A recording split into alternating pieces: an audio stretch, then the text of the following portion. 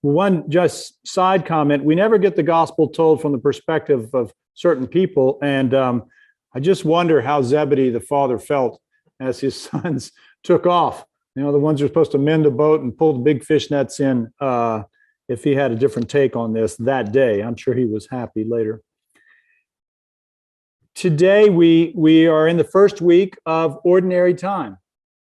And, every season, liturgical season, for me, has its own meaning and its own beauty, and it touches me in a different way. But I have to say, at times, I'm very partial and comfortable when we get back to ordinary time. Those who study Latin will say, well, it's called ordinary time because it's from the root of ordinal, numbered time. The weeks that we're in now are numbered. But bear me out as I make the case for why I like it as ordinary in the way that we understand that word, just ordinary time. I like to be in ordinary time because it seems to me that no matter who we are, most of our lives are ordinary.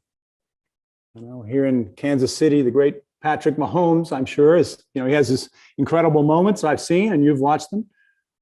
A lot of his life is just getting up, having breakfast, going to the gym, and will be after. That there are these incredible highlights, but most of his life is ordinary. A great musician may have a great concert, but most of the life is ordinary.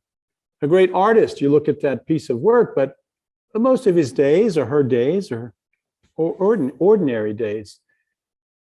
Most of our lives, if we're honest, are ordinary days. That doesn't mean they're bad days and non-grace days, but they're just ordinary days. Driving to work, having coffee with friends, talking to people, going home.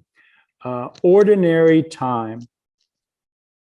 Jesus lived an ordinary time, right? He had 30 years where it seemed like it was pretty ordinary life of a carpenter. And then even when he took up his mission, we hear the highlights in the gospel, but ordinary days. Having a meal by the side of a lake, walking with the disciples, sharing laughs, talking. Ordinary time. Which brings me to today's gospel and this call of Andrew and Simon. Probably began as an ordinary day. Go catch some fish, bring the boat out, get Dad in the boat, see what we can catch. An ordinary day. And yet, it turned into an extraordinary day and a life-changing day because they were attentive to God's call, to God's presence during that day. And so the sales pitch for us here tonight is that even though we have the majority of our days are ordinary days, every day has an opportunity to become extraordinary if we're attentive to the ways in which God is trying to reach us. Through the beauty of creation, through the call from a friend, through a coworker, or music, whatever it is, God is trying to turn little moments of the ordinary day into something extraordinary. In the Ignatian tradition, we try to be attentive to that in the examen.